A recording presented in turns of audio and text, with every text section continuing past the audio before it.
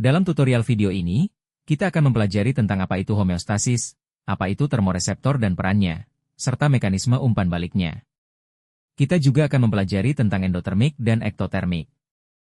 Homeostasis adalah prinsip pengorganisasian untuk mempertahankan lingkungan internal yang konstan. Lingkungan internal tubuh manusia adalah cairan jaringan. Saat nutrisi dan gas masuk dan keluar sel dan menyebabkan suhu, tekanan, dan konsentrasi gas dalam cairan jaringan berfluktuasi, maka keseimbangan menjadi penting untuk menjaga fungsi sel. Paru-paru, kulit, hati, dan ginjal membantu kita mempertahankan homeostasis.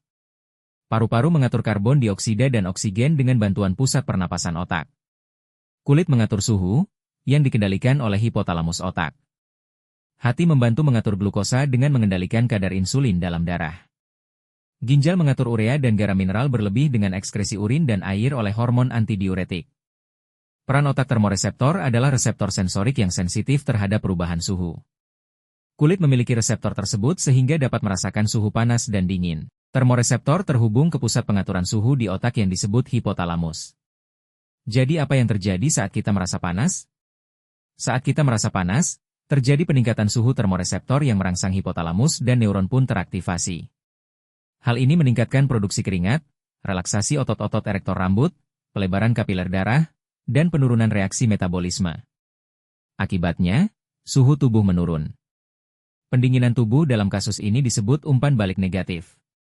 Apa yang terjadi saat kita merasa dingin? Saat kita merasa dingin, penurunan suhu termoreseptor merangsang hipotalamus dan neuron pun teraktivasi kembali. Karena reaksi ini, terjadi menggigil. Otot-otot erektor rambut berkontraksi, mengangkat rambut. Kapiler darah menyempit dan reaksi metabolisme meningkat. Akibatnya, umpan balik negatif ini menyebabkan suhu tubuh secara keseluruhan meningkat. Ada berbagai cara organisme mempertahankan suhu tubuhnya. Organisme-organisme ini dapat diklasifikasikan menjadi homeotermik atau endotermik dan pakilotermik atau ektotermik. Homeotermik atau endotermik memiliki kemampuan untuk menghasilkan panas tubuh mereka sendiri.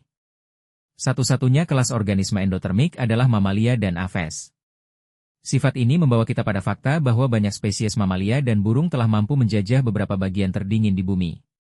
Kita semua adalah homeotermik. Pakilotermik atau ektotermik, yang tidak dapat menghasilkan dan mengatur panas mereka sendiri, sebagian besar bergantung pada sumber panas eksternal seperti sinar matahari. Ini menjelaskan mengapa sebagian besar ektotermik, termasuk reptil dan amfibi, terbatas pada wilayah yang lebih hangat di dunia dan mengapa, misalnya, kadal dapat dengan mudah ditemukan berjemur di kulit pohon atau batu di tengah hari. Namun, mengapa kita perlu menjaga suhu tubuh?